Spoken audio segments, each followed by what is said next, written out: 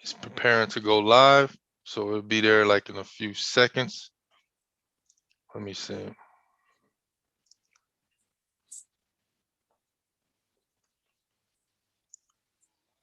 Oh, oh, I'm echoing right now, so let me take that away. Oh man, let me find you. There we go. Now we live on YouTube. Okay. This is the Real Nordic Black. I'm your host. Well, the Real Nordic Black channel. I'm your host, Rob G, and we have Tricia Boutté Langlo. Correct? Yeah. Am I saying it? Langlo, correct? We have the Yes. lovely, soulful, jazzy, funky, colorful diva, or may I say Divasaurus? All right, Tricia Teedy Yeah. Boutté Langlo. Now I think I said it So better.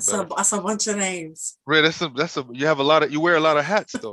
You Yeah. know, you have the cooking as well. I saw the yeah.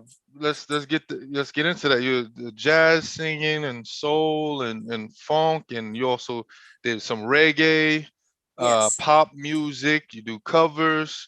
I mean, you name it. Um, yeah. Also cooking. You do the arts. You got this art Hmm. thing going on from what I've read. Um, and the cooking you had just put out a e cookbook on Also in Kindle, paperback. Also in on paperback now. paperback too. Okay, Yeah. and Yeah. yeah, because I saw a post about some what is it, the Argentinian Prawns. prawns, Yeah. right, and that chicken pot pie too. Yes. I went back a little bit on your thing. I was like, what, man, this girl.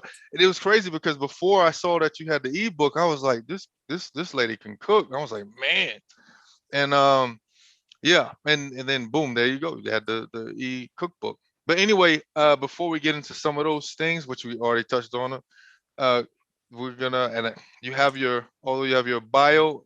I don't, you know, I know about you, but we don't know. Not everybody knows about you. Some people heard about you here in Norway, and some people met you in some of your concerts and jazz festivals and Yeah. things like that. But we get into your um, start? I guess I know you've, like I've read, you started singing when you was 5 years old, correct? Yeah. And could you talk about kind of your start into the Yeah. music thing? I'm from a music family in New Orleans. In New Orleans, music families are a big thing. Yeah. We have whole groups of families that are professional musicians. They're in ours. Lots of them are instrumentalists, but with us, the Boutté family, and with the Neville family, we're the singers, Right. Got you. family The of vocalist. singers. Okay. Yeah. Yeah, yeah, yeah. So in my family, it's You six of us who are professional vocalists. wow. Yeah. 'Cause I remember I read on your bio you said you're the niece of Yes, two s- Lillian Boutté and John Boutté. My aunt is a jazz singer, classic okay. jazz. She's retired now. My uncle John, his stuff is more eclectic, and he's got more of an Americana vibe to him. He also wrote and performed the theme song for the HBO series Treme. Is That's him doing the okay. theme song for Okay. that. All right, all right. Yeah, so Oh, that my was family. was that Lily I'm sorry to cut you off. Was that Lillian? The Lillian Boutté is my Li, aunt. Lillian, Yeah, okay, yeah, yeah, that's right. Okay. and John Boutté is my uncle. Okay. Okay. Yeah, and I have other cousins that are also professional vocalists, still Yeah, back yeah. at home in New Orleans. Right, right. You Lillian don't was over here in Europe as well. She was in Germany, but okay. now I'm on this side of the Atlantic on my own. Right, right, right, Yeah. right, right. Now, you've when did you break into kind of like when was your break? Was it in '84 or Well, no, I mean I started gigging. I was 13 when I started 13? gigging in New Orleans. Okay, okay, and then Yeah. you start to play for these. I wrote that down. So you had that's when you started these different projects and was it churches that you started in churches or just No, no? that's interesting. It's interesting that you say that. A lot Right. of people, especially here in Europe, Yeah. They think that if you are Black and you sing, Right. especially if you sing jazz or blues or anything, that Right. you grew up singing in church. Okay. Okay. Right. Right. Right. Yeah, I hear that a lot. I sing gospel music, but I am not a gospel singer. Correct. I Correct. sing gospel music because it's part of my job. Right. I grew up in New Orleans. New Orleans is of French and Spanish descent, so R- everybody is Catholic there. We don't get down in church there. I was definitely no. I was raised both because my grandfather's a diehard Catholic from New Orleans. My like I said, on my mom's side, Yeah. her father and mother, my grandparents are both diehard Catholics, and I kind of grew up the catechism and all that. And then my mom wanted to break away from all that when she, so I kind of grew up non-denominational and also Catholic. But exactly Yeah, that but he in went. New Orleans, all my family, my mom, my dad, everybody is very, very Catholic. I have a Right, first cousin who's a priest and the whole thing. They're right, very right. Catholic. So no, I didn't grow up singing in church. My introduction to singing in public places, my aunt Lillian, who was a jazz performer, Okay. I would go and sit in with her and all of the New Orleans old classic jazz greats. I would go and sit in with them since from childhood. But once I got out of uh, college, the first half of my college life, Okay. I started singing background for Alan Toussaint, who is a Grammy winner and Rock and I've Roll read. Hall of Fame. I started singing background for him. And that Okay. led to me being a studio musician, vocalist for a lot of people. Okay. Yeah, and I read some of those names. I mean, you shared the stage and studio with what you said, D'Angelo, Aretha Franklin, Ellis Marsalis, Nine Inch Nails, Yeah, through Nine Pub, Inch Nails, I went into the uh, studio with Marilyn Manson. Marilyn Manson. I read. I was like, Yeah, I toured, did studio work with Public Enemy and Public Enemy. NWA. That's what I was going to ask you. That Public Yeah, Enemy, NW, how the NWA? How did that happen? The through the producers that I was working with in Why? New York that were working with Public Enemy. Okay. I got loaned out to work with them, doing So vocal you actually stuff for them so for a you little actually while. spoke with Easy and I or was on the road with them for a little okay. while because Wow. I was they were recording while they were on tour. So Wow. I bet that was some wild times back I then. can honestly tell you that is the reason why I had absolutely no desire to be involved in mainstream music at all. Wow. Yeah, cuz Yeah, I wanted no parts of any of that. right.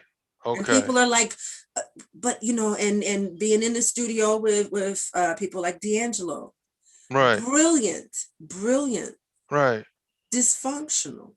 Okay. Yeah, I okay. mean, his life of dysfunction is public Right. knowledge, and the thing Right. is to And, watch and it the reason why happening. I'm bringing these big names out, and with some of these people that know the younger people that might have heard of like D'Angelo or something, they might Yeah, not have heard of some of the older names that we Fats Domino I heard of, and some of the people around my age or older right, they heard of, but some of the younger people they know D'Angelo and Public Enemy because of hip hop and whatever, so they don't right. realize that you actually rubbed elbows with some of these people. So that's why I'm just curious to. Yeah, the thing is that working with them was a lovely experience. They liked working with me because being from New Orleans, our attitude about celebrity, Tell me about we don't care who you are. We don't even it. care. It's Right, it's funny. That's why a lot of celebrities actually have homes and have lived in New Orleans. right. Lenny Kravitz, Brad Pitt Mm, and Angelina Jolie, right. Matthew McConaughey, Nicolas Cage. These people moved to New Orleans because people in New Orleans, first of all, they don't want to be paparazzi and grouping you. Right. To us, our local celebrities are much more fantastical than any Brad Pitt, I any agree with Lenny you. Kravitz will ever I ag- be. I agree with you. I read this article exactly what you said. The Brad Pitt and Angelina Jolie.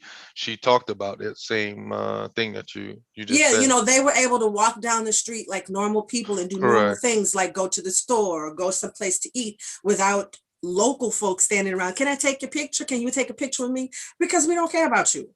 Right. Right. Right. Right. Right. Right. If you're not giving me some work, Yeah. I don't have any reason, for adulation over you if you're not employing me in some fashion. you Right. know Right. so, Right. and the thing is that I got a lot of studio work because word got around is that she's going to come in, ask you what you need done, sing her parts, sing them correctly. It's not going to be an all-day event, and then she's going to get paid and go home. Right. Right. She's not trying to say, well, can I put your name and can I have some credits, can you do a little spot here? No. And it was really one of the really, really funny things was I went into the studio with Trent Reznor of 9 Inch Nails. Okay. Wow. And it was for his album that he actually got a Grammy for, Fragile. Okay. And we were in the studio recording it. And I had to come in for like 6 days, 6 evenings. I went into the studio to do some parts for him. And 9 Inch Nails, it's about, their songs are about texture, not really whether you can sing or not. I'd sing some parts and then they'd run them through all kind of filters and weird things. I don't care. Tell me what it is you want to hear. I'm going to do that, and you can turn it into whatever you want. I don't care. Gotcha. So it was funny after I finished doing all my work with them. He and I were sitting down and we were, finishing our business together and doing the financial transactions and stuff. And he said, so I have some merch. I got some t-shirts and our CDs.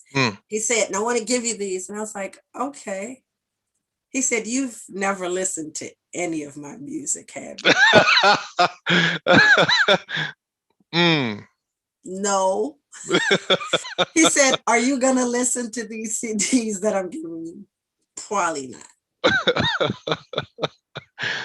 Oh, he man. said, that is fantastic. Will you at least come to the party tomorrow night that we're having?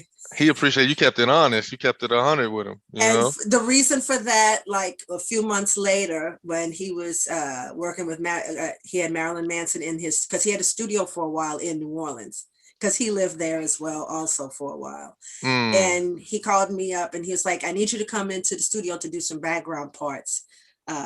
Are you up for it? I was like, okay, cool. So when I got there and I see this very weird dude. That's what I'm saying. You're so diverse, the people you work with, from Public Enemy, Chuck D, to Pro 9 Inch Black and all that, Nails, to 9 Inch Nails, to Marilyn Manson, man, all over the spectrum. And then to the Steel Post and Shaggy and Eric B and Rakim. Yeah. So the thing is that I am a musician, period. When I go into the studio, I'm going to give you the kind of sound. Now, I can't sing opera because of the kind of voice I have, but everything else I can do. Right. As far as going into the studio and making the gig. Right. I've learned very early on, just make the gig. Right. You make it work somehow, some way. Make the Definitely. Gig. And the thing is that music is my love. Performance is my love. But my education is actually is in music history. Okay. Yeah. Nice. History is my thing. Okay. History we talked about history. Yeah. My education is actually in music history. I have a doctorate of music in the effect of the cultural life and its effect on early jazz. Okay. Wow. Yeah. Okay. Have you heard of that? There's a guy, Arlen. Is it? Hang on. I can't. Hegdahl, is it? Or I believe Arlen Hegdahl. I might be saying it wrong, but Arlen something. He's written a book about jazz music in Norway. Yeah. And you've seen the book cover, and he talked about the first African American celebrity by the name of George Jackson, and it made the sand slide. Yes. Yeah. I'm actually trying to get a hold of this guy. Whatever. He's on my Facebook. I'm trying to get a hold of you, man. I want to interview. I want to interview you if you get a hold. If you get a hold of this clip, but no, he very interesting work that he really dug into the crates. He yeah, into the archives and found out a lot of interesting information that I didn't even know. But Yeah. yeah, that's very interesting. Who are some of the greats that that you that influenced you the most and whatnot that you? Hmm. Very early on, I remember as a little kid, like kindergarten, Barnehage age. Right. You got to break it. Yeah, Barnehage age. I And was because you know Barnhog is like kindergarten. So yeah. for some of the audience, I forgot to mention because we just kind of went right into it. Yes, we both are in Norway. So Yes. we're both African Americans living in Norway. Yes. She's in Ålesund, Yep. and I'm here in Oslo. So for anybody that's outside of Norway listening in, that we're two Yes. black diasporians, Yeah. just chopping it up. But go ahead now. Um, The Barnahog age. yeah, when I was that age, before it you know, you before 5 years old, you, especially in New Orleans, you generally stayed with a relative while Right, your right, parents were at work right, until you were school age. right. Uh, and I stayed with my great grandmother. Mm, My great grandmother, who was first generation in New Orleans from Haiti, from Port-au-Prince, Haiti. okay, wow. And you know, she was very French, extremely French. You know, she had her coffee in the tiny cups in fine china, and you know, half hot milk, half very, very black stain the cup kind of coffee. And I Right, right, stayed with right. her during the day, and she spoke French, and you know, we ate little small cakes and cookies at lunchtime, and had a little tea and things like this. And she had an Yeah. old Victrola, old crank up Victrola with 78 records. Wow. And one of the sets was Billie Holiday's Verve collection. Mm. And on one side, it was Sing, Sing, Sing on one side, and the other side was What a Little Moonlight Can Do. Billie Holiday singing What a Little Moonlight Can Do. And I remember the first time I heard that weird crackle pop sound out of this But old, you know, put the heavy I arm love down on the I love record that. I sound. love that. I love that sound though. Pop and crackle is the best sound on Oh, I love earth. that sound. It's the best Yeah. sound on earth. The Right. new record players, you don't hear that anymore. Right. They've It's made too it clean. so it's too clean. You can't hear Yeah, yeah. that. You No can't hear doubt. that no more. Yeah. But I remember her putting the arm down on that, and this really, really strange tinny music coming out this giant flower bell. And the ooh, what a little moonlight can do. And I was Nice. like, ooh, I want to do that. From that Right. age, it was like maybe not quite 4 yet. I want to do Okay. that. Wow. That's what I want to do. Hmm. And I consumed all of the classic jazz I could find. And you Louis being Armstrong died, you know, he died just shortly after I was born. And so our houses, you know, our households were flooded with his music, from the stuff that he recorded, you know, like, you know, Wonderful World and stuff. He recorded that stuff, you know, in 68, the year I was born, right? You know, shortly before he died. okay. But way back to when he was playing, you know, the second trumpet, the second cornet with King Oliver and things like this, from Okay. his youth. All of that music was in my house. Wow. Wow. And so, you know, like Billie Holiday, Louis Armstrong as a singer, people was like, he's a trumpet player. No, he was a singer also. Mm. He was Right. very much a singer. Definitely. So Louis Armstrong, his phrasing, his delivery of a song, you could literally hear joy Hmm. in his voice when he sang. Most definitely. Billy, you could hear feeling. Strange fruit. Mm. The thing is that she didn't have a great singing voice. She had a Okay. great delivery. There's a Right. difference. Right. Right. She Right. wasn't the best singer there was, but Right. her delivery was unbelievable. Her Right. delivery Right. was unbelievable. Right.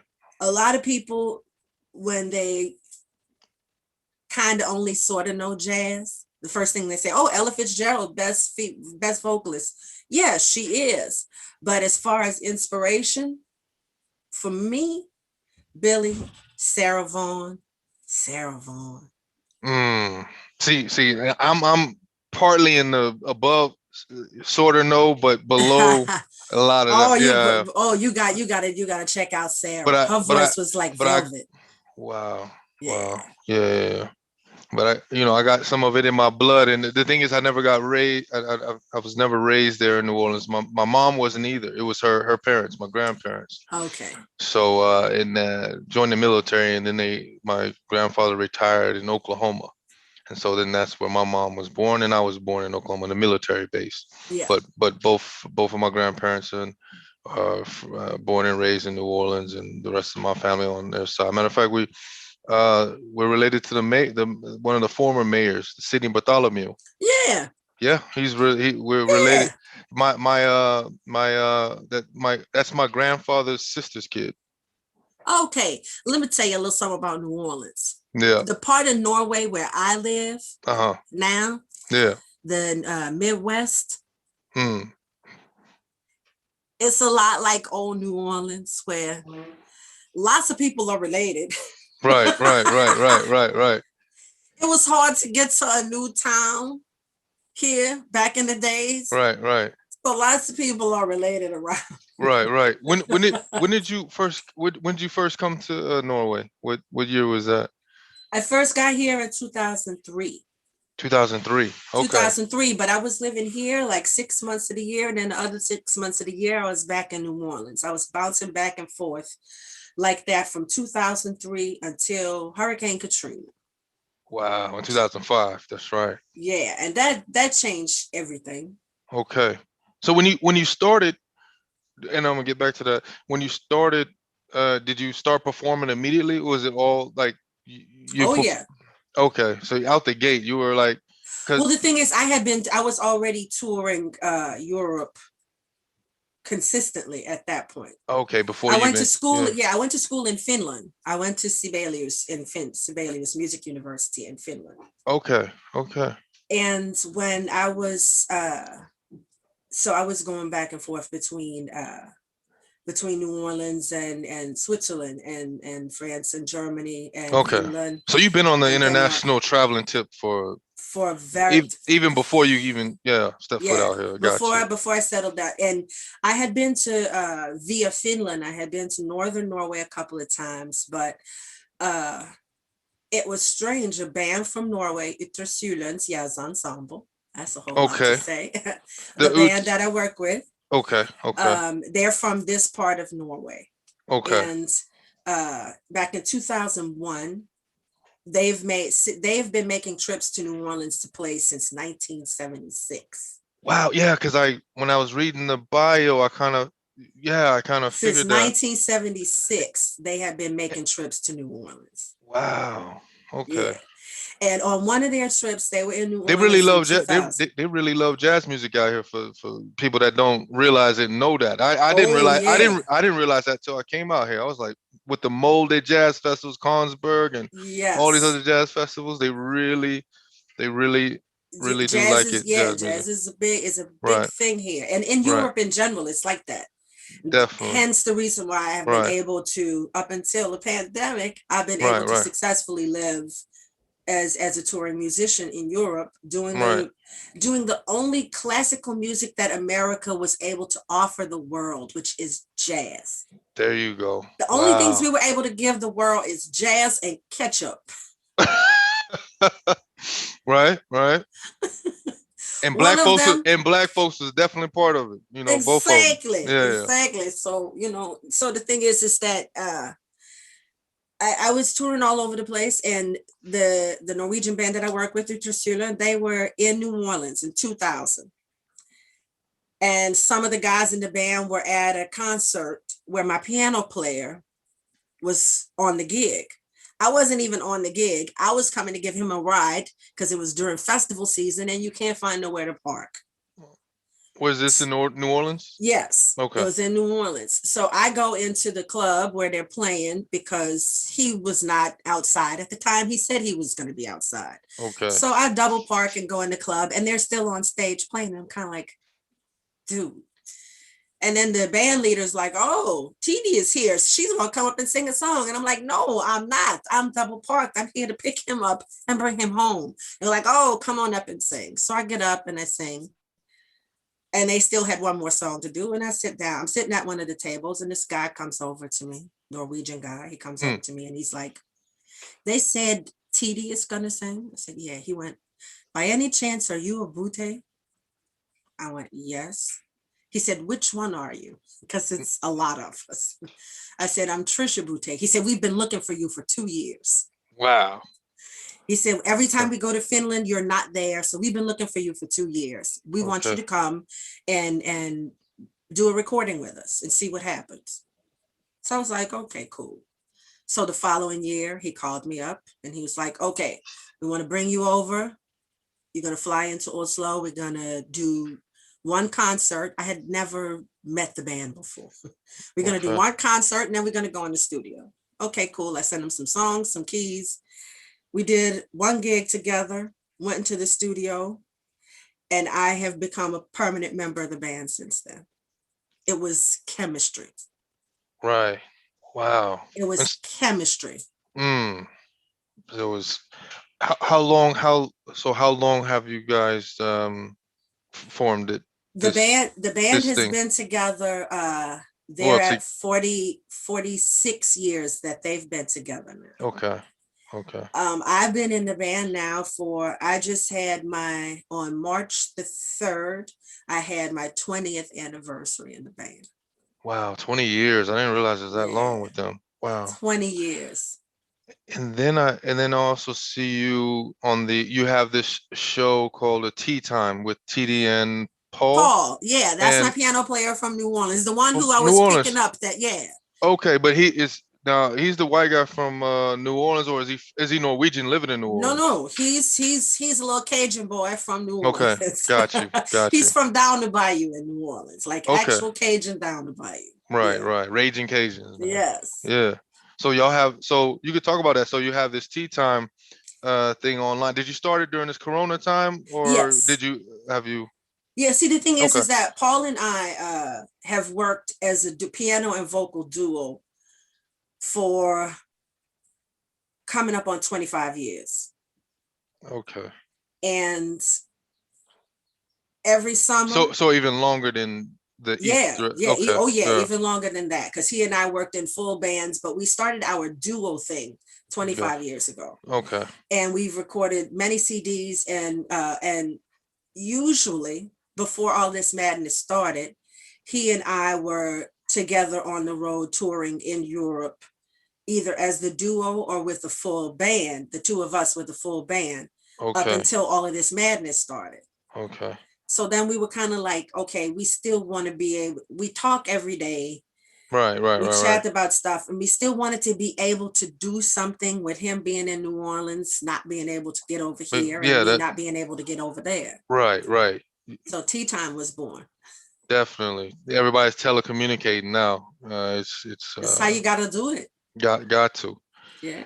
And I see that you have you when did you how did you meet him in New Orleans or whatnot? My piano player? Paul. Paul, I was already working with all of the old greats. I came up working with the old, classic jazz greats in New Orleans. And Paul he went to the University in New Orleans. His teacher was Ellis Marcellus. He went to the University in New Orleans, and when he was finishing up in school, he was always hanging out and sitting in at the jams with all of the old dudes, because that's what a lot of the young musicians, they That's what they go do. and they learn from the old dudes. Right, right, They right. go in, they go hang out, they sit in if they let them. They take the harsh criticism from the old dudes to make them better. Now, do some of them take do they take in these guys? Because you know, especially some of the white guys, and they look at it as what they call culture vultures. Do they The thing do is, that? Is it is they didn't feel like that about him, because he he was a was a little, homegrown boy? yeah, he was a Right, homegrown boy. He didn't like just show up there from somewhere else right, trying to steal or absorb their energy. right. Because that's what I was going to ask you about your band Itra. Let me. I want to. Ultrasulen. I got a Sulearns. I think you got the. Sulen, yeah. I think you got the Ålesund kind of accent going on. The Sunnmöring, yeah, the Sunnmöring. Yeah. So, because that's what I was going to ask you on how they got embraced over there, because I know you go back and forth with them Yes. to New Orleans or whatnot. Yeah. The thing is that especially in this part of Norway, Sulen, back in the 70s, the band started in 1973. There was a big jazz environment in this little small area, on that little small island of Sula, which is just across the bay from where I am now. That little small island, there was a huge jazz culture. The archives that they have for you to watch, like you can just sit down and watch old films and stuff taken in jazz clubs on NRK, Right, right, the national right, radio station, national TV station. right. There's footage, Of that whole time. films of them jamming in small clubs and in barns and stuff, set up like a little jazz club, and all of these hippie kids like seriously grooving to Right, jazz right. music. That was like that was before hip hop. That was the thing. Oh yeah, and That's the what thing I. is that then there was, just over the fjord from me is Mulde, where there's Molde, where Mulde they have the Jazz. jazz festival. So Yeah, and where you had people obviously like different. Clark Terry and Mm, Louis Armstrong and Miles Davis and all the jazz greats right, from way back. B.B. King, all of these people are at right, Mulde Jazz. So right, that energy of the music has always been in this area. right, Always. right. Yeah. So yeah, I've been to one. I haven't been made it to Molde, but I've been to Kongsberg Jazz Kongsberg, Festival yeah. one time. I think that was a couple of years back, and I was even amazed with that. And I can just imagine how it was back in the day. Yeah. But let's talk about that. So you also have a on your website the art that you got going on back there. Can you explain those right there? I think one of them is Trix. I think I see Trixie. Is Trixie? No, Trixie is the one that is not me. Okay. No, she's not behind me, but Oh, okay. I Okay. have some other Well, girls behind me. okay. Okay. Starting on this I side, tried to impress you by making it feel like I knew. Yeah. I did my the research, but I kind of yeah. my mother has a master's degree in fine art. Okay. My mom's an artist, a real artist. So that's where you got that from. And ever since I was a little kid, she would be doing her work and let me play in her paints. So I always painted just because I enjoyed it. I don't have the fine technical skills of realism Okay. like my mother has, but I have. You definitely got being something. being an only child, I have a crazy overactive imagination. And that has spilled over into my adulthood. And my husband saw that I was kind of getting into a dark place with after being touring for 35 years. And then I was being stuck at way home, and now I'm in stuck at home. and way up there and up here. Yeah, Yeah, yeah. so I was going to the dark place, and he was like, you know what? Since we moved from Sula over to Ålesund, he said, I have not seen you take out your paints, not one time, not once. Now, my husband is a carpenter. Got you. So he would be working on something, a piece of wood would drop off. I would grab it, sand the edges, sand it down, prime it, and paint on it. So he was like, he was doing the renovation on the other half of our house. And he was like, I have all these stacks of wood, different size pieces. He said, I'll sand them, finish them, put some primer on them, just start painting, start doing some painting again, just to make yourself happy because it Right. made you happy. So I was like, Right. okay. So the weird lady, her name is Okay. Creepy Mildred. Okay. I'm seeing. She got like Creepy Mildred. three eyes, Well, or she's no, got two two eyes, and eyes and then a weird little and a circle on her weird little. cheek. Yeah. Okay. Okay, well, Creepy Mildred, I called her Interesting. that because she kind of creeped into my imagination. And after I finished her, I said, you know what? I want to paint lady faces. Okay. And being an only child who had lots of imaginary friends, I was very Mm. good at making backstories for my imaginary friends. So then I was like, okay, then the lady with the red hair right behind me. Got you. After I did Mildred, I said, I want to make lady faces. And I don't want to just make lady faces. I want to know who they are. So I started coming up with a name, an attitude, and an entire backstory. Mm. I have 29 ladies now, Okay. and each one of them have their own Her unique own story. name, story, and Yes, everything. and look, and they came alive Right. Right. Right. Right. Right. yeah, they came alive on pieces of wood, acrylic and wood and glitter Right. and lots of polyurethane to seal it all. And Now, yeah, how long ago did you kind of it is you establish this you start putting it out there, your artwork or what? March. Seriously? Wow. Okay. March. So I that's used to just make like this small is still signs and fresh. cool things. I used to Okay. make small signs and cool things years ago and give Now. them to friends as gifts. Okay. Okay. In New Orleans, almost every small hole in the wall club has a homemade hand painted sign in the club that says be nice or leave. Mm. Every little small hole in the wall club in New Orleans has that sign, Right. either Right. Right. handwritten or somebody painted it and not very good. The letters almost falling off the edge of the Right. Right. sign, but everybody has that sign: be Right. nice or leave. And the Mm. folks here that have been to New Orleans, they thought that was so cool. They were like, that is just so to the point. It's so Mm. easy. Just be nice, get out. Right. Right. Right. It's that Right. easy. Right. So I started making a bunch of these little be nice or leave signs, and I would get like friends to send me the bottle caps of a New Orleans brand of beer called Abita. And I'd put the bottle caps on the sign and make be nice or leave signs with glitter and all kind of crazy New Orleans stuff on it. And my friends loved it. They like hanging them in their little outdoor pavilions or in the Right. Right. kitchen or by their front door, things like Right. that. So it started out with me just making that. I had never done faces before. Okay. Okay. Speaking of the New Orleans dress and wear, you've I've been seeing some of your pictures. You definitely go all out with the New Orleans wear and hat, that especially with the hats. You know, Yes. man, you did it up. Did you get any reaction when you? I'm sure you did around that area, right? And Well, that the thing is that people around here, they're used to me now. definitely. But I This is mean a small before. part, yeah, but this is a small part. The thing is it's funny. Right. Um, I was born without the embarrassment gene, and you know. I'm trying to get some of that. I, Right. I'm an only child to a literal Woodstock hippie. Okay. My mother is like a for real Woodstock hippie, Wow.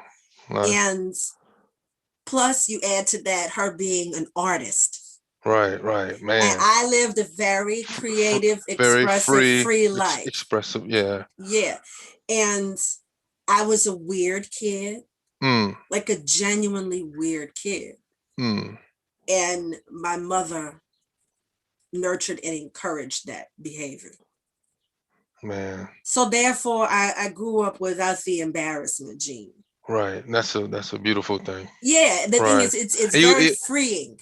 right. And definitely, I can I swear when I saw your damn, where did I first discover you or found out about you? I'm trying to remember if I put in. Google Jazz in Norway or something like that. I forget, but when I did, and I start to go through your profile and the music, and it just kind of brought me back home, and just your whole style, and just how you just light up the place, Yeah, and things like that. bright colors and head wraps when I And don't, when I don't feel like combing my hair, because right, up until definitely up, during this COVID too, this COVID-19, we man, you just really lit up the, I posted some of your music videos. It was funny because I was doing posted a lot of dance hall reggae music, some hip hop, even a little bit of new age drill music, and then suddenly I have your music, or some other blue John Coltrane, or some other jazz music. So I'm kind of diverse too, in a way, because of that side of me from New Orleans or whatnot. yes, So but your music, and just your whole personality and everything just lights everything up. That's why I had to come in and reach out to you. I was like, man, we need somebody different in here. We need some brighter sunshine up in here. But so the Divasaurus, is that a label? Is that your label music? What's that? okay, this is the thing. That's the name of my here in Norway, when you my organization. Okay. You Yeah, know, because I know they. as a freelance musician, I have to have a business, be a business, an organization. And I'm not one of these typical singers. I'm one of the band. I don't, put myself, I'm up here and the rest of Mm, you are that there. mm, Don't mm. nobody want to work with people like that. Right, right, right, That shit's not cute. right. You know, that shit tell is her, not tell her how it cute. is. That's not Right. cute Keep it to real. act like that. It's Mm, not cute. And the thing is, I can I can get my diva on when it is right. necessary to get my point across. See, that was the thing when I first read the Diva thing. I was like, oh, she meant it said Diva Source. I was like, uh oh. And this is the I thing. don't know what I might run myself into, because right now she coming off like she might do that Mariah Carey thing on me, No, see, smiling in that's front the of the camera. thing. No, Yeah, see, that's the thing. The diva part comes out of me when when they don't get it right. No. when people try to disrespect the band, Mm. the situation, the music that we're doing, try to, especially if you try to financially disrespect me or my band, Oh Lord, man. you that's when you're gonna have problems with me. Right, for sure. And the thing is, I'm very like this Why you doing? until you mess with my money, and Okay, right, then we have problems, for sure, because for I will sure. break some stuff, Right, right. the exact value of what you owe me. So therefore, it is not considered public destruction if it is the balance of what you owe me. Right, right, I'm not above breaking some things. right, right, right. I'm not. I play a Well, lady on stage. I got you. I got you. Off stage is a different story. And Right. so when I was, back when I had the reggae band, in the reggae world, Yeah, the reggae band, you said. I Yeah. had a reggae band, Cool Rhythms, and in the reggae world, you deal with a lot of sketchy promoters. Tell me about it. Wow. Baby, you deal with people that you have to, put some Vaseline on your hands and pull out your earrings and get ready to fight with them to get your money and things like that. Damn. It can be, it's a I believe suspect I world. I believe that, but just the outside looking in. Yeah, it can. I believe It's a that sketchy world. Well, the jazz seems a little bit more cleaned up, and nah, like you still had the same stuff. Yeah, you it's the still same got the thing. same. It's the same Okay. thing. Not here in Well, Norway. no, that's what I meant. I was about to Here say in probably Norway, not so no. much in New Orleans, but Uh, I mean oh, in New Orleans, but not so much here when it yeah, comes to that. in Norway, Right no. there. People give you your money. You don't, Right. and then you have so many ways to get your money if they try to mess you around here, that it's not the same kind of Right. situation. Right. But after 1 hour, after a reggae concert with a packed club and Uh-huh. things, and the owner of the bar Mm. decided he wasn't gonna pay us. Oh man, no, no, no. And No. I showed my displeasure. And my mother, who was managing the band and also working the door at the gig, came up with the Divasaurus Rex. because of me. I'm very small. I'm very Gotcha. short. Gotcha. So me breaking up things and stuff until he gave us our money, my mama started calling me a Divasaurus Rex. Mm.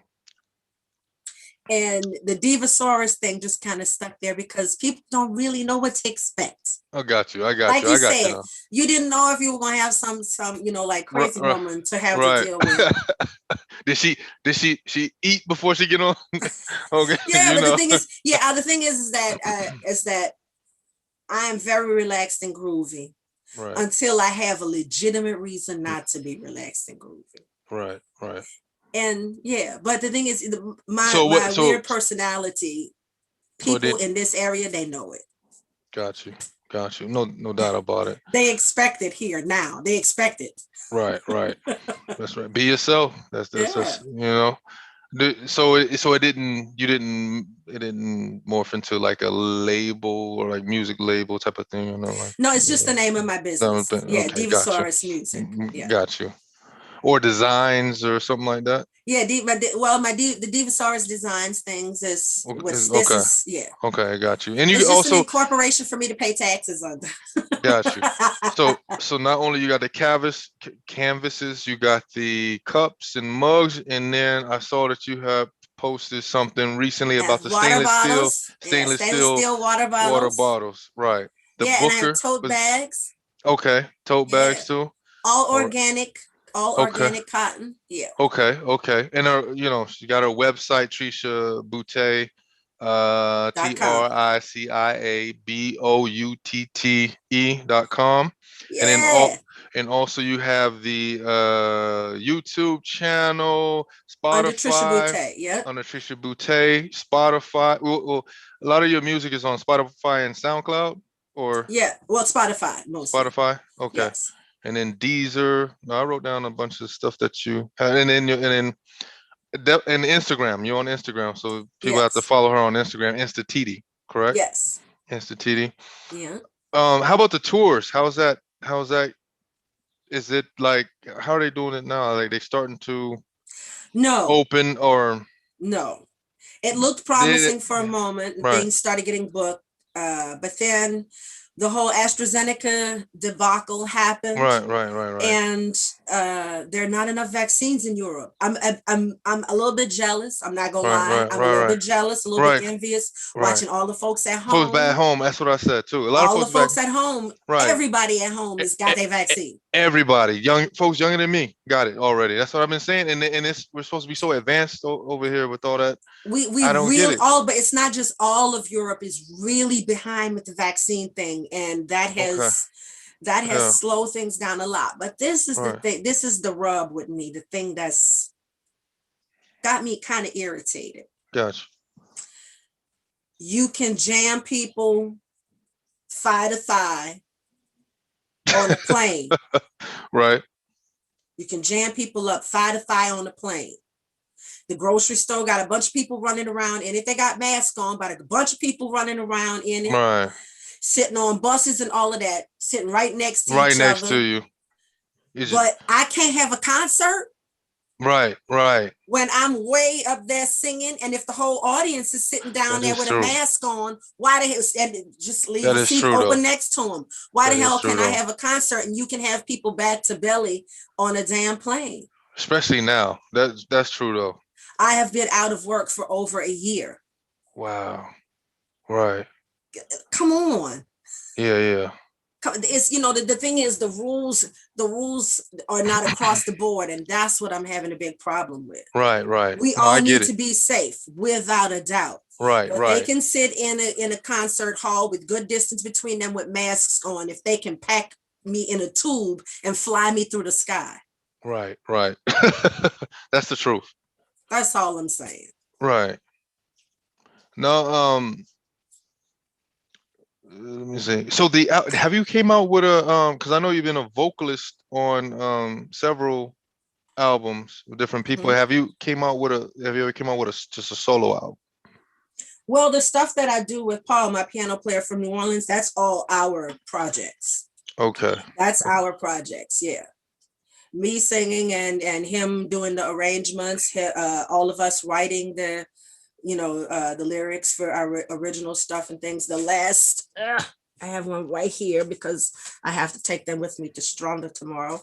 This is the last CD that we did together. It's called Workin' Rollin'. Okay. And this one's got a more New Orleans soul and old school soul and R&B vibe. Right. On this one, but my solo projects are always a partnership. Me, Paul, and his sister Kimberly. Okay.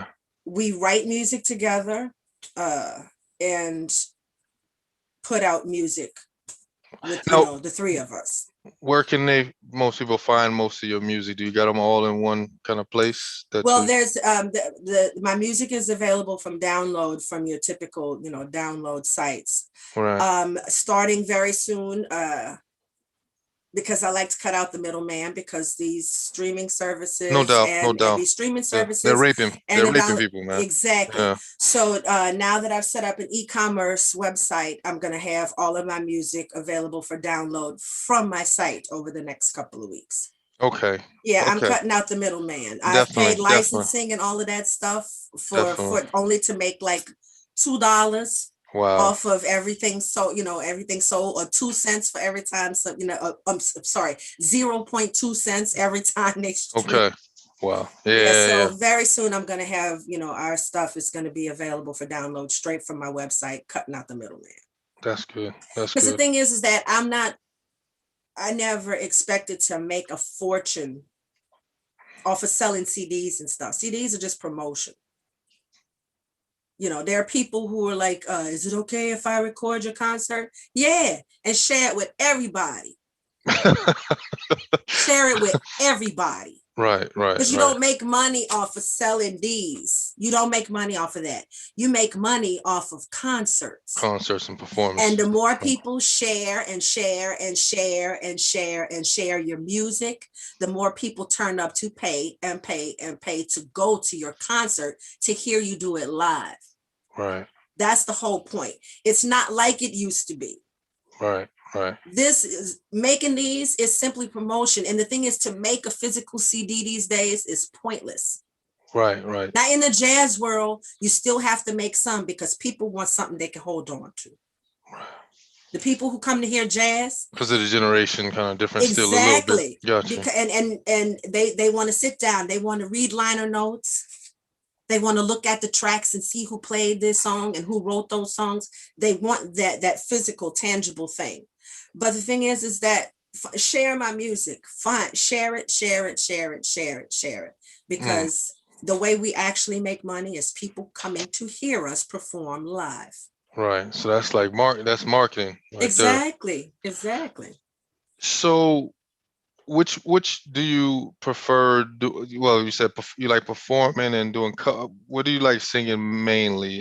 Like cover songs, or no? See, the thing is, Paul and I do covers, like more. Well, I'm talking about you. I'm talking about you in particular, not just you and Paul. Yeah, but what I'm saying, me and Paul do covers of stuff, because we've mostly been doing themes for our tea time show. I see that. But I sing. The music I enjoy singing the most is classic jazz, New Orleans jazz. Okay. And it's because I love the history and the story and the energy behind this very old, very traditional music. It's like people who play classical music. Jazz, New Orleans jazz is classical jazz. Right. And it is an art form I love. Who's your? I know you named you said Billie Holiday, and then Louis Armstrong. Who are your top 5?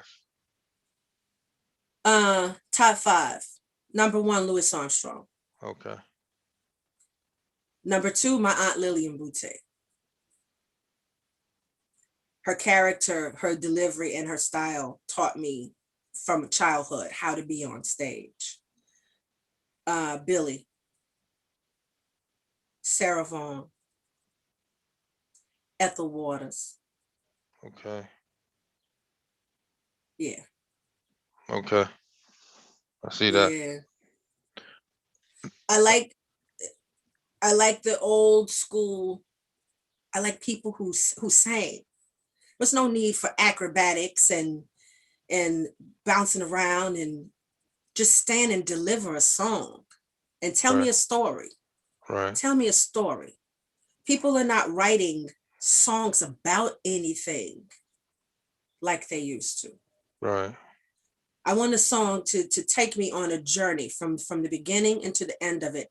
I want it to take me on a journey. I want it to make me think. I want it to bring me someplace. The music today doesn't take me anywhere. I agree. A lot less than it used to, And the at thing least. is, I mean, and A lot less that than it was used one of to. the reasons why the kind of reggae that I love to sing. I enjoyed Rocksteady because those songs like Barris Hammond. Yeah. He's Whoo! a major. Yeah. He sang a song and you hung on to every word. Gregory Isaacs. There you go. They gave you a story. Night Nurse. Right. Come on. Right. Now you're talking. You know, when with music, with a singer, I need you to tell me a story. I don't need you to do a bunch of vocal acrobatics like, oh, look what I can do. I don't care. Right. Make me feel something. Right.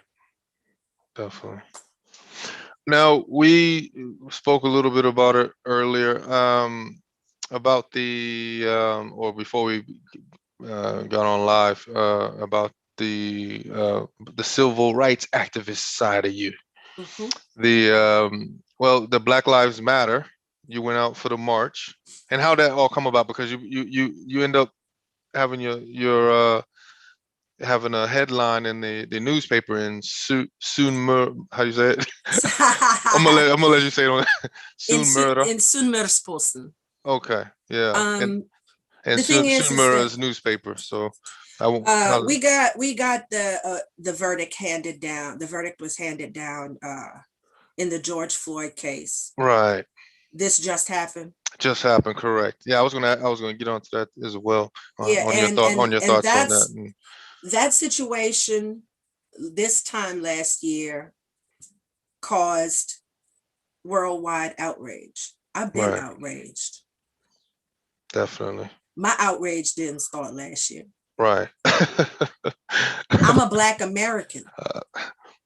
A lot of stuff you're saying I could be saying, but I've been taking over some of these interviews, so I'm letting you just speak your speech.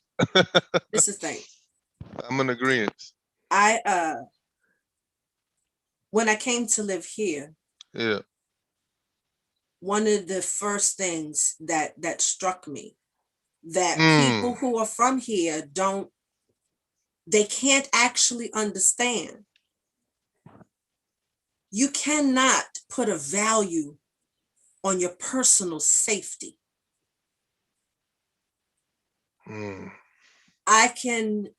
It struck me when I was out walking my dog.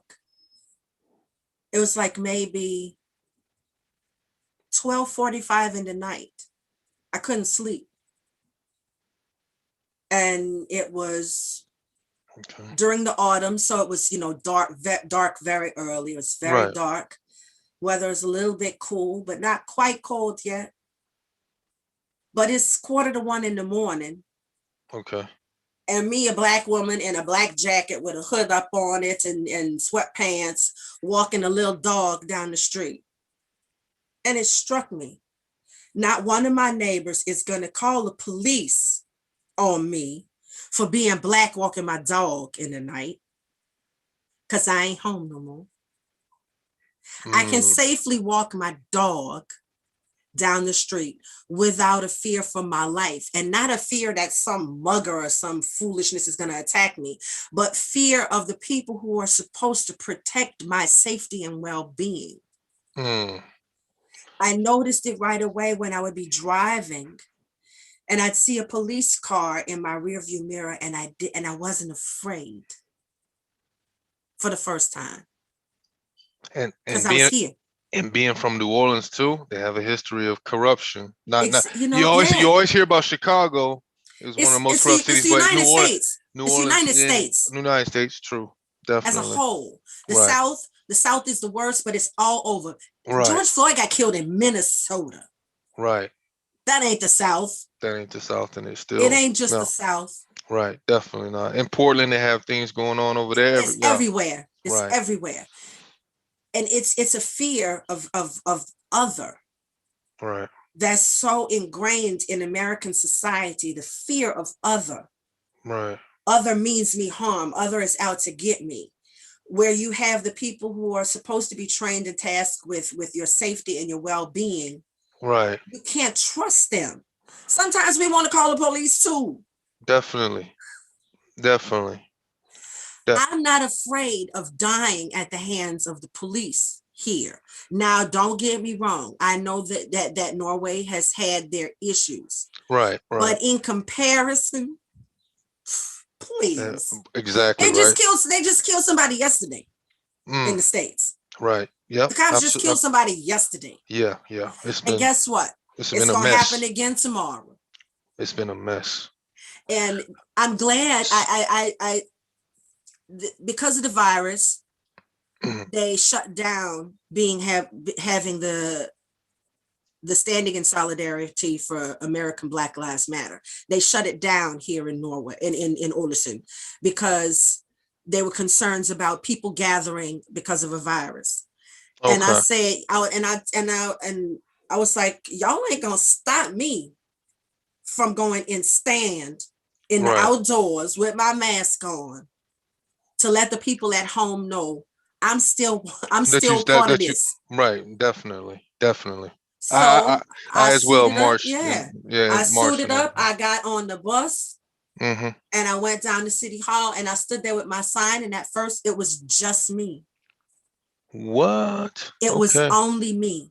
Wow. And then a few young people, they came over and they said, do you have any extra signs? I said, yes, I do. And I gave it to them. And then they stood with me too. Wow. Got you. I said, and they were like, but you're on your own. I said, I was born on my own. I'm going to die on my own. Definitely. Yeah. I said, and God willing, I won't die like George Floyd did. God willing, I won't die like that. And the amazing thing about it is somebody was like, racism has gotten so bad. No, racism is being filmed now. Right. It's being recorded and filmed. Right. This has always been our life. This has always been our life. Absolutely. And it's funny because when I was first moving here, I had to go to there's not a Norwegian embassy in New Orleans. There's a Norwegian consulate. Yeah. But it's in Houston. Okay. Yeah. So when I had to turn in my paperwork for residency here, I had to go to Houston. Not a big deal. That's a 6-hour drive. Not a big deal. And I had some friends there. So I go to Norwegian consulate in Houston, Texas. Y'all get ready now. And the lady who was sitting at the front desk, not Norwegian. Absolutely. Texas. Okay. She had big boofy hair. Right. You talking about inside the consulate too? We're at the front desk. I got you. Little old lady. I'm gonna just call her Marge because that's kind of what she looked like. All right. You sure not Karen? No, she was definitely a Marge. Okay. And she's going through. She had the little checklist. She pulls out the checklist to make sure that I had all of the papers before she turned the package in. And you know she's gonna check it twice. Going to. So she's going through it, and then she goes, "You're from New Orleans." Yes. Why on earth would you want to move to Norway? It's so cold. I've been told that too. I said, to get warm, you can set some shit on fire. Wow. I said, but my chances of getting killed by the police in Norway goes down dramatically. She wanted no more parts of me after that. Damn. She attempted to give me stink eye, but I'm a stink eye ninja, so that didn't work. Wow. Wow. So I looked at her, I said, so do you have all of the paperwork for me that you need? She went, yes. I said, and here's my check to pay for it. Thank you so very much, Morge. Why on earth would you want to move to Norway? To get away from Morge. Exactly, right? Exactly. No, I kind of came here on that type of vibe too. I'm like, looking around and my reaction, some of my subconsciously, some of my reactions was such as well. I'm safe. Right, definitely. And people And are like, I'm still a little bit, when certain crowds and we're certain gun people, whatever. shy. But We are gun shy. definitely, Yes. But We are gun shy with good reason. right, With good reason. right. It was my father-in-law. My husband is Norwegian. Or there's a large gathering too. I remember I went to a concert. I went to Stockholm to dang, which Kiss concert. I mean, they had this new friend, I think Friendly Life Arena. Which one is it called? I think some huge arena, bigger than Telenor here in Oslo. And I mean, I saw a sea of white people, and I was like, oh man, because being out here in Europe, like if we was in the South or something like that, seeing that many kind of white people gathered in one, I was like, yo, it might be some issues, some problems. But that's what we used to, so though. I had that kind of anxiety, Yes. But yeah, definitely. And the funny thing is that after being here for so long, Yeah. people are like, you've never encountered racism in Norway? Of course you do. But it's not as blatant. Right. It's not as blatant as that is at home, because the thing, this is my opinion. This might not be the case, but this is my opinion. Well, it's definitely not more blatant. That's in general. We That's all in can general. See that. Yeah. The thing is that even the racists here have a certain degree of embarrassment about that behavior. I realize that too. That they might feel it. They might want to call you something nasty, but their culture and their upbringing says, even if you want to say it, you don't say it. So even like you said, that's an important point that you said. Even the most kind of, in a way, extreme on that extreme right side, they still have a little constraints because culturally and stuff they do. Because I remember when I first got here, I played a little basketball. We had a guy that I didn't realize had some extreme views or whatnot. And I found that out. But he played alongside with me and things like that, and talked about hip hop things. And I didn't realize that he had those. And I actually have I can say friend, acquaintance, or whatever, Norwegian guy, and he lives in a certain part of Norway where they kind of have those kind of, because of the rockabilly and the classic and the cars and all, you know what I mean? It kind of seeps out. And they like to have them little Confederate flags flying on shit. Yeah, and then so I noticed some of postings and certain things like that it kind of and said a few things, immigrants extreme, but like I said, at the same time, you'll come and support certain causes and certain things. They have certain constraints. The thing is, it's just not, they don't wild out like they do at home. And if they listen to this video right here, they're gonna find out who I'm talking about. Exactly. You. I'm talking about you. And the thing is also, calling me names don't hurt my feelings. Right, just like no, don't hurt my feelings. Calling me names don't hurt my feelings. It's basically that simple. So I mean, don't infringe upon my person. Don't take away my civil liberties. You can feel how you want to feel. You're not going to do it around me. Got you. No, because I have a friend of mine who is, a person that I know, because we're not friends. So you sound like me. Was it Fred? Yeah. We're not friends. It's a person that I know. It's a person that I'm around from time to time. And I've noticed their ultra conservative, sometimes very misguided views on things. And they were like, well, we can, We can disagree and still be friends. We can disagree about pineapple on pizza. Tell me about it. Racism is some other shit. That's some other shit right there. Yep. We can disagree about pineapple on pizza. Right. That we can disagree about and still hang. Right. And you justify racism? No, that's not a disagreement. That is a flaw in your character. Right. Absolutely. A mental flaw. Yeah. That's a flaw in your character, and I cannot be a part of it. Well, you lucky that, and you don't realize how lucky you are being out here and being kind of self-employed and getting into the singing. I mean, far as dealing with racism, I'm not talking about far as I know it's tough, to be self-employed, but I meant far as the racism is concerned. I don't have to go out into the job market. Bingo.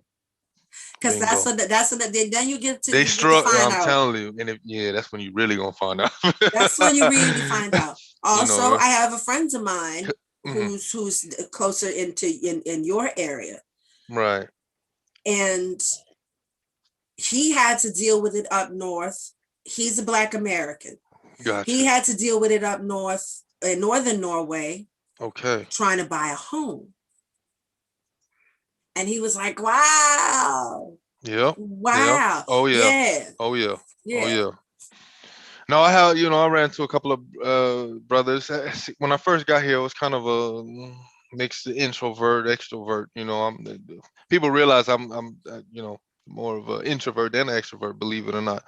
And I didn't have some of those mentors out here in the beginning, but now I'm starting to reach more out to people and things like that. I guess COVID-19, I gotta think, but yeah, no, I've been hearing these stories about some similar, like you said, racism, dealing with housing and jobs and all kinds of things, and been all kinds of things. Yeah, and I think the lunatic that lived at 1600 Pennsylvania Avenue. I don't say his name. He's like right. No, you say his name and he might pop up out the ground. Right. I got you. But the guy who inhabited 1600 Pennsylvania Avenue for 4 years. Right. He made people feel very bold and very comfortable. Definitely. About saying crazy stuff out loud. And speaking of that, have you had Norwegians come to you like me and say, how did y'all get that guy in the office or whatever like that? The people who know me know better than to ask a question that's stupid. They can look at me and see who I voted for. Right. And I, me, I'm like, well, why would I'll be like, well, that happened. It's not like, because back then, during that process, a lot of them were saying, talking about Trump in a negative way or whatever, and I guess they lied to us. I mean, the people that they said one thing and then went to the booths, and the result says something else. No, this is the thing. The way he got in there. I mean, I'm not saying that's the way he got in there. I'm just saying. This is, to me, this is what happened with how he got in there. Yeah. This is who America is. Yeah, really. This is who America is. They, before, were not quite didn't have quite the restraint that the people here have of, if you have extreme views, you kind of keep that in your house. Right. Right. Say it in front of, dignified company. Right. America kind of sort of had that. Mm-hmm. And then on the campaign trail, he's calling people names and being belligerent, being outwardly racist, being outwardly sexist, being a bully, being the schoolyard bully that he is. Right. And then all of these people that have been being, closeted racists, they felt like, oh. Emboldened. Exactly. And the thing is that I was contacted by a newspaper here in the Møre area after the 6th of January Capitol riot. Okay. As the news came on the 6th of January, and I saw this unfolding, crazy, screaming, fanatical white people losing their entire minds, crashing a government building, right, assaulting people. First of all, if they look like us, right. that wouldn't have got They wouldn't went that far. It wouldn't have went that far. It would have been black bodies laying all over the steps of the Capitol. But I digress. Right. When I saw this happening, I was like, bravo, bravo. And my husband went, why are you saying bravo? I said, because this right here, that's America. Mm. Don't be fooled by any of that. They're showing the land of freedom. Right. Don't be fooled by that bullshit, because that right there, what you seeing right now, that's what they really are. This is America. Right. And then the local newspaper contacted me the very next 7:30 the next morning. I had a SMS. Can I call you this morning? Get back to me. So it's like, yeah. She called me. I had my first cup of coffee. She said, what did you think when you saw this? I said bravo, and I clapped my hands. And she said, she sounded as shocked as my husband did at first. Until I told her, I said, what? She said, I'm shocked by what I saw. I said, I'm not shocked at all. That's America. That is who we are. Right. Every time I hear one of my friends, one of these bleeding heart liberals, and God bless them, because they trying, but every time I hear one of, when they see that kind of crazy stuff going on, they're like, this is not America. This is not who we are. This is exactly who we are. Right. Yeah. This is exactly who we are. The whole world is just getting to see it now. Now it's on Facebook Live. There you go. Right. This is exactly who we are. Right. That sugar-coated, candy-coated foolishness that everybody has been, the dream. That Hollywood picture that's gone. Mm. That's gone now. Everybody can see what happened on the 6th. That right there, that's America. Right. Land of the free, home of the brave. Right there. Did you so what do you think about that other subject, reparations? Have you thought on that much? I can tell you, a good friend of my family, my mom's best friend, she's part of the GU 272. Okay. Now the GU 272, Georgetown University. Okay.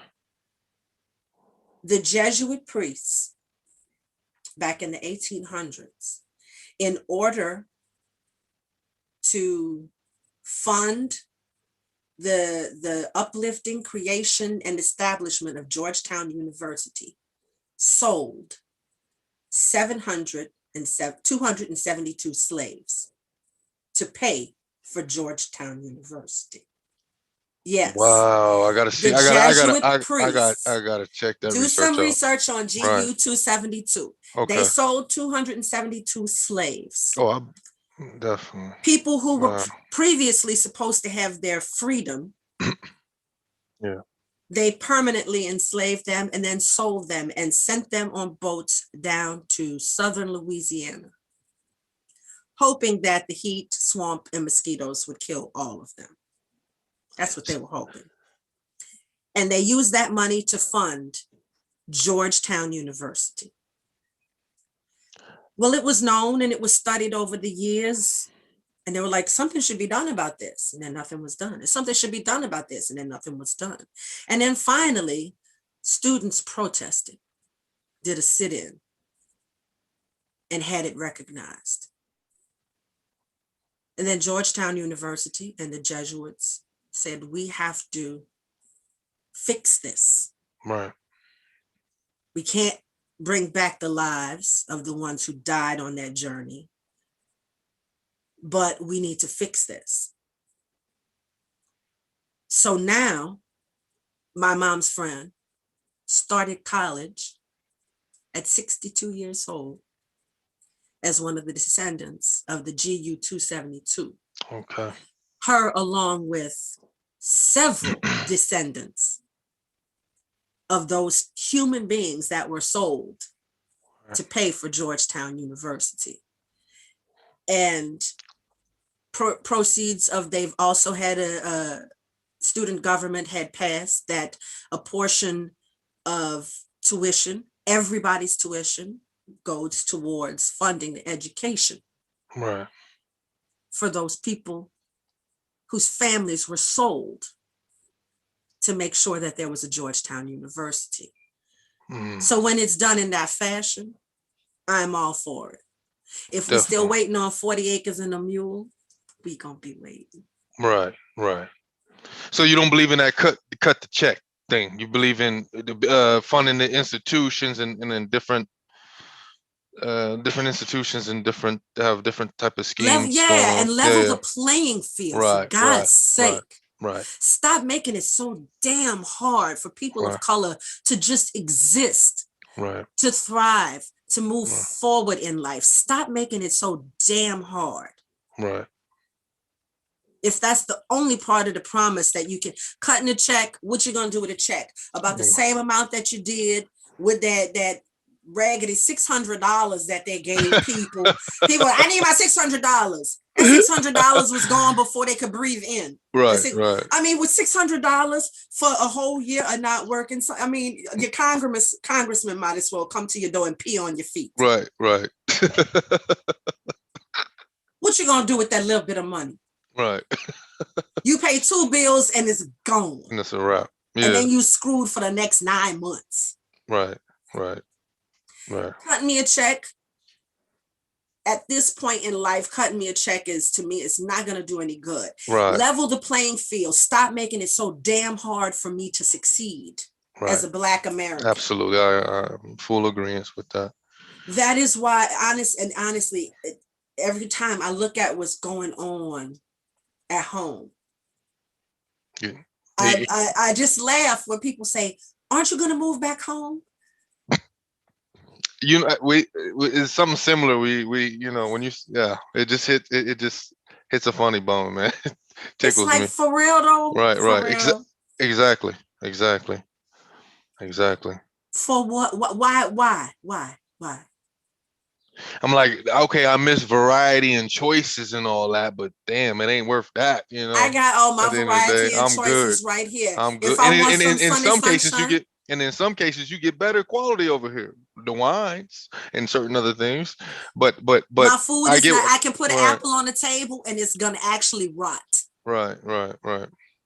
My mama, just to do an experiment. My mama's, she's a little hippie, so she likes to go to the farmer's market to get her stuff. But one day, her friend of hers took her over to Walmart because Tell me about a pharmacy. Now she got an apple from the Walmart grocery store to do an Right. experiment. She was like, I was not gonna eat this thing. I got the apple, Right. and she put the apple on her kitchen table. Right. And she just let it sit there. And after 3 weeks, she took a picture. Still looked the same. 2 months, she took a picture of it, sent it to me. Still looked the same. 4 months, still looked the same. Half a year, that apple was sitting there. Didn't shrink up, didn't shrivel. She sliced it, still looked like an apple on the inside. Uh-oh. I don't want to eat that. Wow. If I get an apple here, you can best believe it's going to have brown spots on it, and you might have them little tiny flies that like to hang out in just a few days. Right. You better eat it when you get it. Right. For sure. So quality of food, quality of life. I can deal with cold. Like I said, you can exactly right. Today, for real, right. And then I went outside to walk the dog, and little small snowflakes started to fall. Little small snowflakes started to fall after we had 17 2 days ago. 17, it was warm and sunny and beautiful. I remember that. Now, today, little tiny snowflakes. And as I'm walking and I felt them little tiny snowflakes touching me, I went, oh, snow, you dusty hoe. But that's okay. Right. Because I have health care. Right. So I will tighten up my jacket and my scarf and deal with that snow in April. Right. Definitely. Well, Prince said, sometimes it snows in April. There you go. There you go. So did you become a dual citizen? Because I got that I did. I became a dual citizen, so I got both citizenships now. I got that, was it last year or the year before in February or whatever? Because I think last year, because they gave, yeah. So I got it last year Yes. because they finally gave the chance to have both your citizen. Did you become dual too, or did you Not apply? yet, not Okay, yet, only because I am in the middle of family reunification. got you. I no, and that's what I did. That's Getting the right. paperwork for my mom to be able to come here. So I gotta just keep the American thing until family reunification thing is done. Got you, And got you, then, got you, yeah, got you. yeah. No, but you're heading towards that way, no Oh doubt. yeah. Okay. Oh, I told So them if they would have reelected old boy, right. It would baby, have been some I was gonna be driving to Oslo to go over to the American embassy, and I was gonna set my passport on fire and dance around it like Jimi Hendrix at Woodstock. right, right. Nah, No, and living overseas, man, we know the taxes and also how you can't, yeah, it's crazy how they giving, because I was almost looking at one point in time to give up my US thing, and you have to pay this exit fee that's like crazy. it's astronomical. Right, crazy. But you And know that uh that and happened during the Bush administration, though. right. I heard it. Okay, yeah. Because it wasn't like that the whole time. It wasn't that high, and then No, it just tremendously it jumped. skyrocketed. It Right, used to be skyrocket. something And then they didn't even have. like $700. Right, that's what I heard. Right, That's what it was. Yeah, right. And then even the now they haven't. It's easier kind of to file taxes and things like that, so you can kind of amend or do certain streamline certain things or have yeah. yeah. But um so yeah, so that's going. But I've been to Ålesund one time actually. Actually, I think I followed your page, like it was probably 2 or 3 weeks before the summer, the last summer that we were able to, before COVID. Not last Yeah, summer, but the probably the two summer summers ago. before. Yeah, and I went to Ålesund for one, for once, and I thought it was just very is amazing, very beautiful, It's a and beautiful right, city. right. Yeah.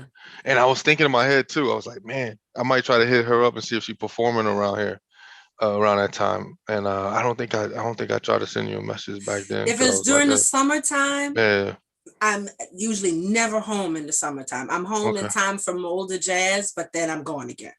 okay, Yeah, right. the summer, me and my little dog, we Yeah, gone. yeah. I feel you on that one. Yeah, we normally gone the entire summer. But Right. this summer, once again, it's not looking promising. Yeah, I don't know. I don't. It's not looking promising. I'm hearing. I'm tired of the damn thing. I mean, it's going back and forth. Some people saying it's going to open up. Some people say it's not. The And thing then is until we get like vaccines vaccinated. all Yeah, over Europe, it's gonna be an issue. that's true. That's true. Because even if the states has, everybody's vaccinated, I mean, they're not going to allow us coming from without being Unvaccinated, exactly. right, without being quarantined, have to go through all this mess. Yeah. Um, no, I saw that you when I looked on concert schedule, you had, if it wasn't for COVID, you would have been booked in so many, all these jazz festivals and riverboat cruises Yep. and concerts and all that. So I was supposed to take my you ladies busy. next week. I was supposed to Yeah. take my ladies next week down coming down south to Sandefjord Right. for Fjord Jazz. I was supposed to be there and do an art exhibit and What, sing, but what, that got canceled. who's Fuzzy, by the way? Who's Fuzzy, Fuzzy? 'Cause I Fuzzy heard is my some. husband. Oh, okay. I thought it was a little white dog No, that's at first. Petunia. Okay, Petunia. Okay, I got you. Petunia. Fuzzy So is my Fuzzy. husband. Yeah. Okay, because you kept on referring to Fuzzy. Fuzzy is my Yeah. husband. Yeah, Okay, Fuzzy is I my got you. husband. Of course, his name is not Fuzzy. Got you. His name is Boutté Langlo. Because if you see if you see the little white dog, you would think because of the fuzzy hair or whatever. Yeah. Well, he's fuzzy because he's shaved completely bald. Okay, I got you. I'm getting there, man. My hairline, but Oh yeah. no, he shaved. It's his is like Yul Right. Brenner, all of it shaved off. I love that. Right. Yeah, you just let it go. I see these men doing this, this brushing them little strings around and right. just brushing it. It's like, you know what? Stop it. Stop it. Or they put on some of that Beijing hair dye, like paint. Oh, It look yeah. like And paint. see, it's A like, cartoon what, character. baby? Yeah, exactly. Say, you know what, baby? Just let it go. Just let it Right. go. Ain't nothing but hair. And don't nobody ask you for hair in life. Right. Ask you for money, food, sex. Nobody's gonna ask you for hair. Right. Let it go. So what's your favorite? Which one is your favorite jazz festival in Norway? Molde Jazz. I figured that. Damn it!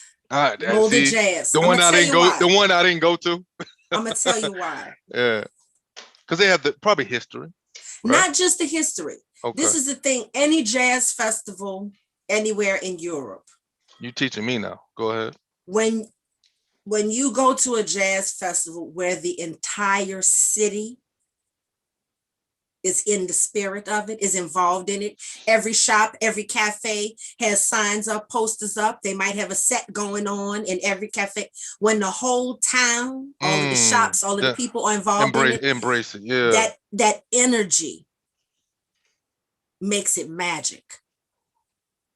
In Molde, it's not just some concerts going on. The people in the streets, the vendors along the main, they close off the main street in town where it's walking only, and they got tents with vendors from all over the world, and they're selling things, and all of the shops decorate their windows with jazz fest stuff, and the whole town gets involved. Mm-hmm. When you have the whole town and that energy involved in the festival, you have an outstanding time. Right. Oslo Jazz Festival is not the festival. It's not the festival it used to be. Consberg, I think, is a better one than that one. Yeah, and that's become. The only, I mean, it's become more the town involved in it. Right. Yeah. Involved in it. And then Molde is just a whole nother level. Yeah. Have you been to? Because the one I heard before I even came to Norway, and the big one was it starts with an M, I believe. Was it? No, I heard there was a big one in Montreal, Canada, right? Montreal. Yeah, and then there's Montreux. Montreux. There you go. Yeah, there's Montreux. Is that Montreux is in Belgium? No. Yes, and then there's and then there's North Sea Jazz Festival.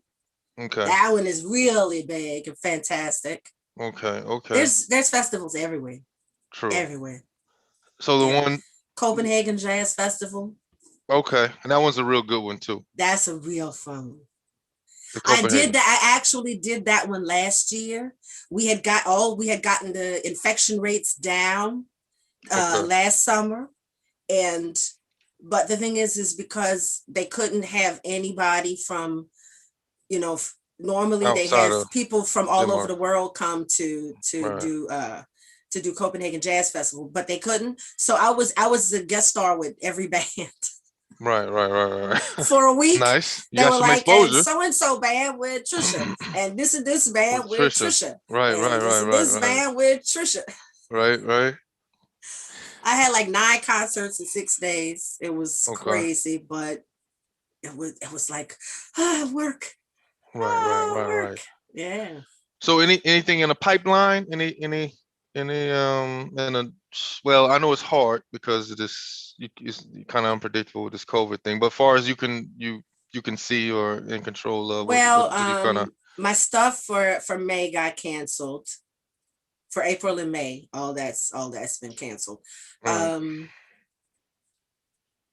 Maybe I have some things coming up in June. I just got a message today that last year Molde Jazz did a very scaled down version where I was the only international artist. I'm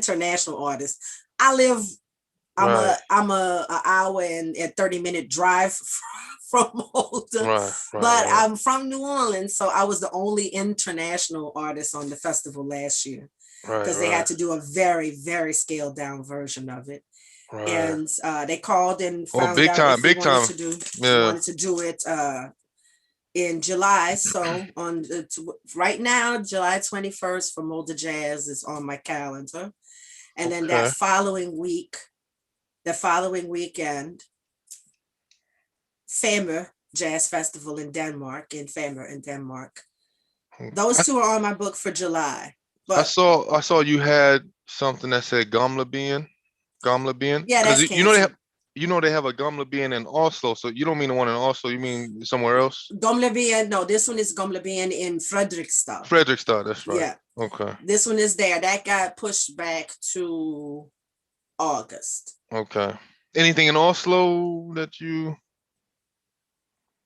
think whatever? No. Have you performed? They have that Hard Nielsen, Yes. Well, that yeah, old. Herr Nielsen Right. and Stortorvets Gästgiveri and yeah, Right.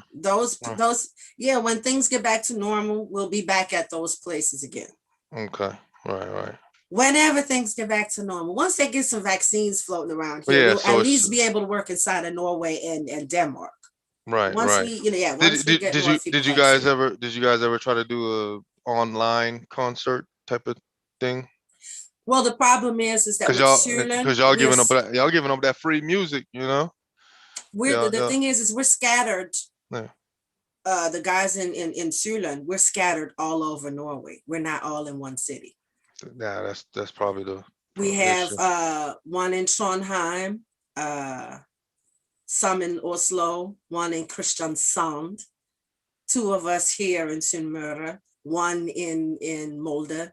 So we're scattered all over the place. It's impossible Right. to do right now, I saw that at the same time. I saw you guys, I think in the beginning of COVID, or at some point, some of you guys at least got together in some sort of culture house or some capacity Yes. to perform in culture house and churches. And that's why I was thinking, I was like, damn, it's in the middle of COVID and she out there performing in churches. And I said, they ain't really regulating out there in Ålesund and something Well, the like that. thing is that our I numbers was were like, way wow. down. And then the Yeah. thing is the people were sitting way back. Cause it looked like you just partying, having a good time, and I'm in the middle of COVID, and also, and that's why I was like, man, she touring anyway. I'm like, I'm gotta get this girl's hustling. I don't know this what's was going only on. in our area. And the thing Okay. is, our numbers were not bad. We were when it was the worst everywhere, we were doing really good here because people were doing what they were supposed to do.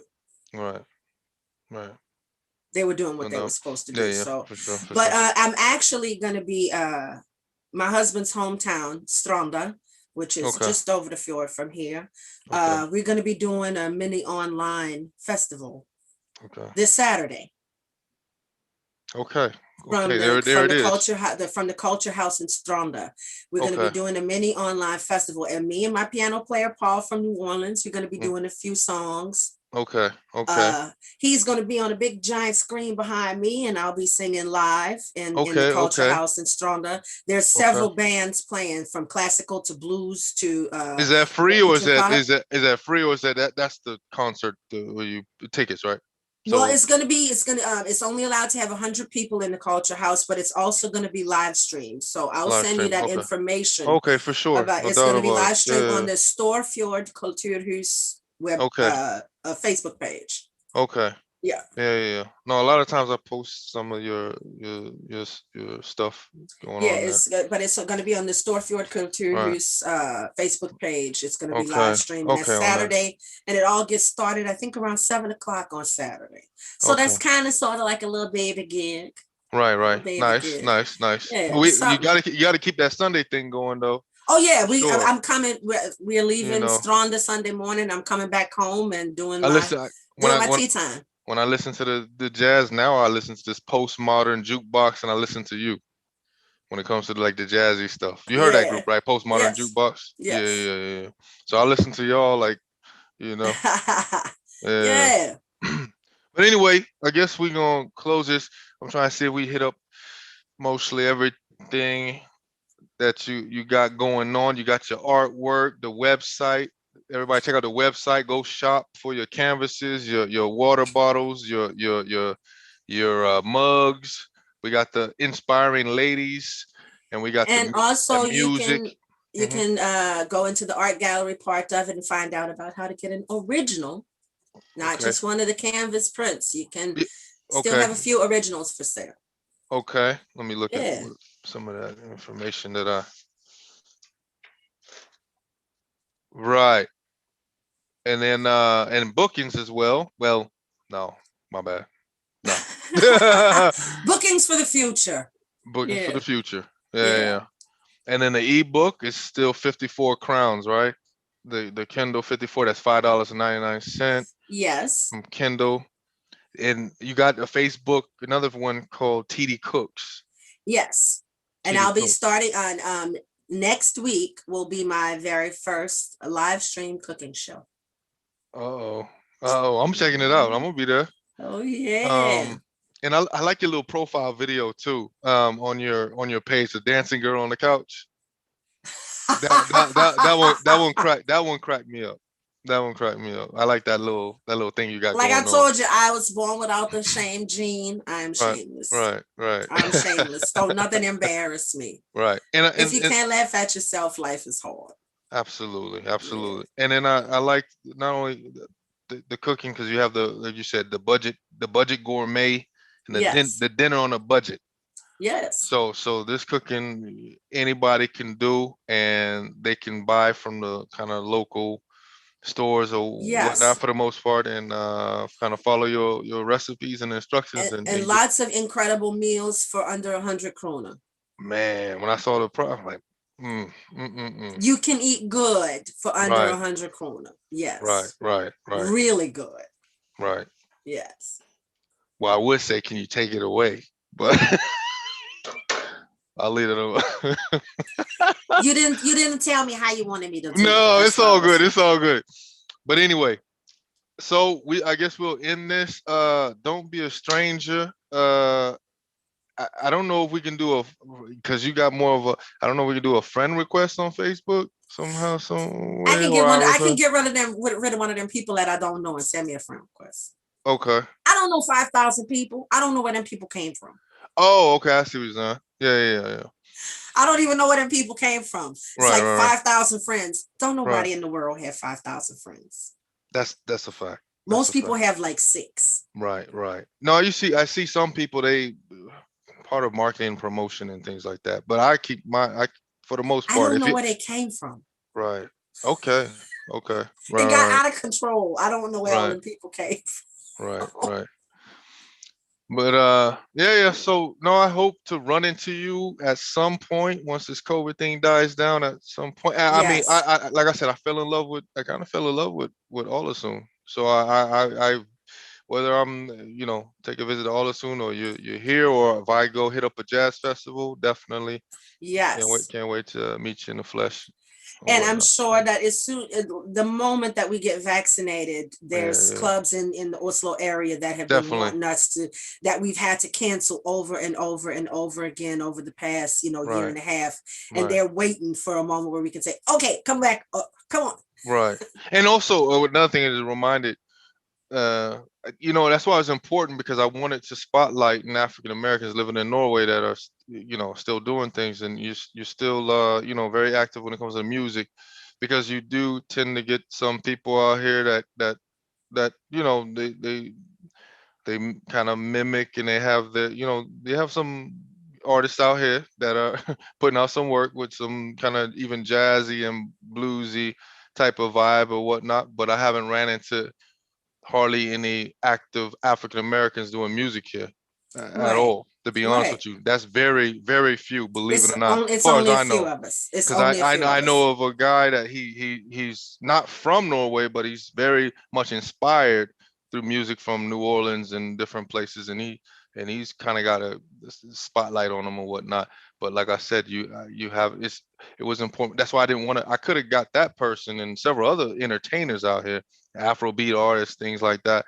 But me being an African American, I wanted to spotlight, the African Americans that are actually putting in the work, that are still active, because we ain't, you ain't dead yet. No, so Right. we still putting out and doing things. Yes. Um, yeah. Anyway, so I guess I'll close this now. Maybe, hopefully, in the future, um, I can interview you again. Maybe 6 months to a year from now, once things are opened up and you've been doing more things, just to get a catch up on Yes. what's going on from now or whatnot. Yeah. Yeah. All right. So everybody, we can just say goodbye. Check out her website, Tricia Teedy Boutté Langlo. The website is triciaboutte.com. Then she has the Instagram, Insta and she has Spotify. You can check out her music. Um, the what is it? Itra Olsun Mera. Yttersulens Jazz Ensemble. Okay.